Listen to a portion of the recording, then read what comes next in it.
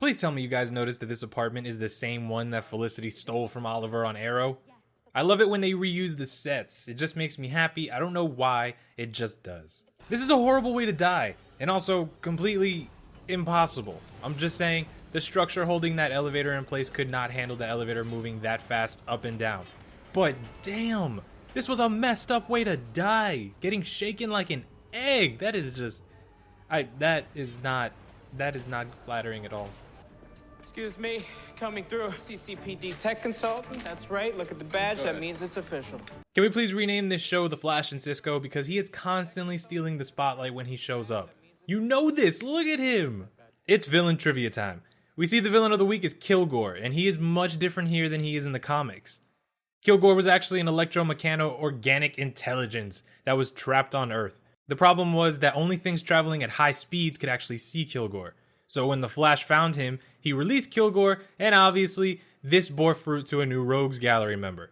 He even gets to go through a few transformations during his history, and I don't understand what this is with the Jerry curls, because he's, techno-organic, but whatever.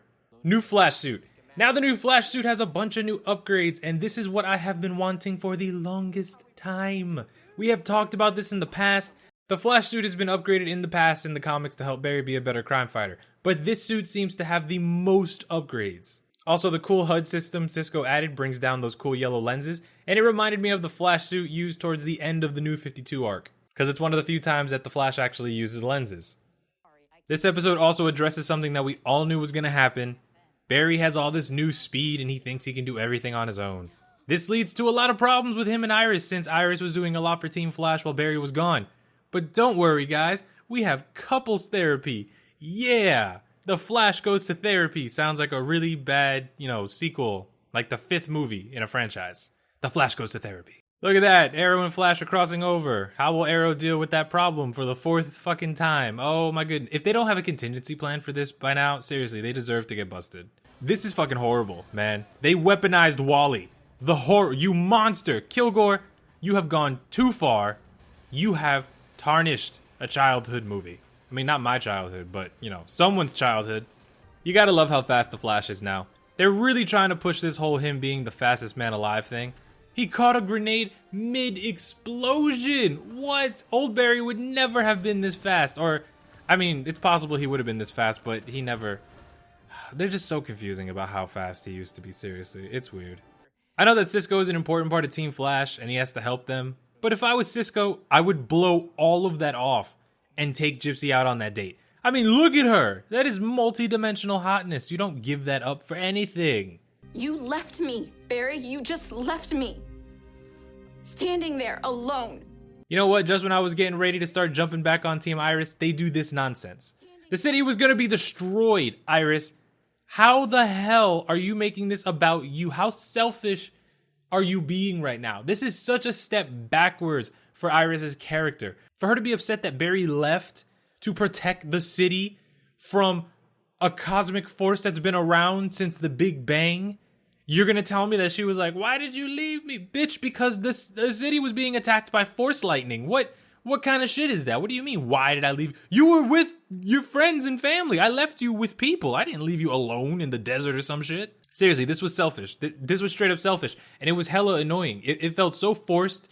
And it just feels like they're taking a step back from the fact that Iris is supposed to be this new, stronger person. If she had a problem, if she had beef with the fact that Barry left, then this is something that you should have addressed episode 1 or in private. You didn't need to go to couples therapy to tell Barry that you felt hurt that he went into the Speed Force.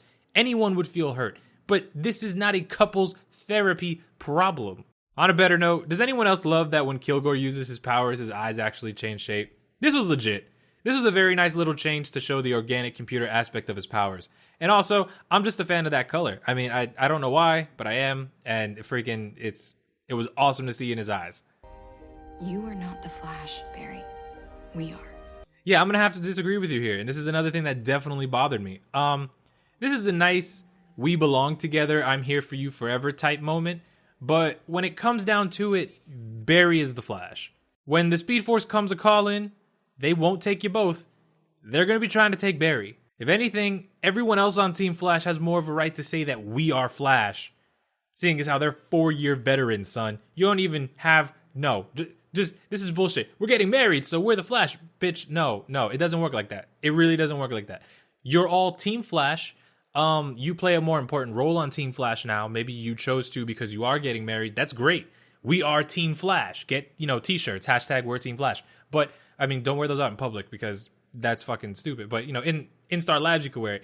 But this doesn't make you the Flash with Barry just because you're getting married. This is ridiculous. Honestly, it is. And Kid Flash has more of a right to say, we're the Flash, Barry, than Iris does. Again, this just feels forced, and this feels like kind of a step back. Moving on to this epic-ass boss fight, which, was only epic because of the suit. Who loves how many upgrades that Cisco put inside the suit? He is so prepared. He was ready for everything that has happened to them in the past. We get to see some of the upgrades in the suit right here, and the pulse cannon. Okay, we're gonna come back to this. Don't think we won't. I promise I will circle back to the pulse cannon, alright? So there's the temperature control, the fire suppressor, and the deadlock protocol. This is awesome, because how many times have you thought to yourself, oh shit, Flash, please don't get knocked out, because if you do, they're gonna take your mask off, man. Come on, dodge that shit. You're supposed to be a speedster. You know it's happened before, and this was a good feature. Then we get the Babel protocol, which had me rolling because Barry completely broke superhero posture right here. Well, how do I stop it? Hell no. This is how you act when you're about to explode. This is what would go through your head if you were about to. No, fuck this. I'm not going out in my own goddamn suit. That's bullshit. This is how you would act. The second best one was the Flotation Protocol because it reminded me of the Fat Flash. This is from the comics when the Flash was fighting Gorilla Grodd and he was shot with a gun that caused him to swell up because his body was absorbing all of the moisture in the air. So Fat Flash, little comic book reference. I loved it. It was awesome. It was hilarious. It was. And then he asked the question, how is the suit even still together? You know what? How is time still together, Barry? There are things that we just don't ask. Your suit expands and then it shrinks back to normal. You stick your dick in the timeline and somehow, you haven't created freaking Earth X bullshit. So now back to the hand cannon. What the balls was this all about? The Flash is not Iron Man. Why does he need this? He can shoot lightning. He is super fast. He can punch people so fast and hard that it feels like you were hit by a large car. And now he has a hand cannon? Then he hits Wally with it, and Wally just stands there and lets it happen.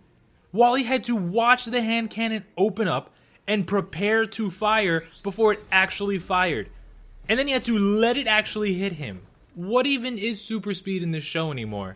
Seriously, I get it. Barry's the fastest man alive. That's awesome. Wally could dodge that, okay? Wally can dodge a hand cannon. Oh, like he stared at it. He stared at it. I don't even feel sorry. At what point do you go, that's your fault? And whose bright idea was it to have Barry electrocute himself? It was the Flash. You heard me. The Flash told the Flash to electrify himself. That is crazy, right? It's crazy. That's how ridiculous that sounds. This show is really pushing that faith theme this season because you know damn well that the lightning bolt has put people down in the past. Including when Zoom threw that shit back at the Flash in season 2. Remember how he was just out? He got hit by the lightning and that was like, and that was like weak. I just learned how to throw lightning. I just came out of the Speed Force, come at me bro lightning. Come on, really? What's important here is that we learned that Kilgore was not a metahuman created by the particle accelerator. He was created by the Thinker. And this is awesome since he's supposed to be the smartest man alive. Now, we figured out how to give people powers. I don't know if they're all going to be tech-based. I honestly doubt they're all going to be tech-based, but it was cool to see a tech-based power come out first. But he's making his own little metahuman army to combat the Flash and complete whatever plan he has for Central City. This villain is honestly shaping up to be amazing. He really is. He already has this cool plan and it looks like he has a lot of potential. But you know who also had a lot of potential? Savitar, until it turned out, oh, it was myself. Oh, my greatest enemy. Oh, philosophicalness. Oh my goodness. Oh my God. I know that's not a word. So, we all thought Savitar was Savitar, and then it turned out to be Barry. So, I'm just going to pony up the money now and say that the Thinker is really Ronnie after the accident. Could you imagine? Oh, no. I'm just joking around, man. The Thinker is not Ronnie Raymond. The Thinker is really Tommy Merlin. That's right. Tommy Merlin's back.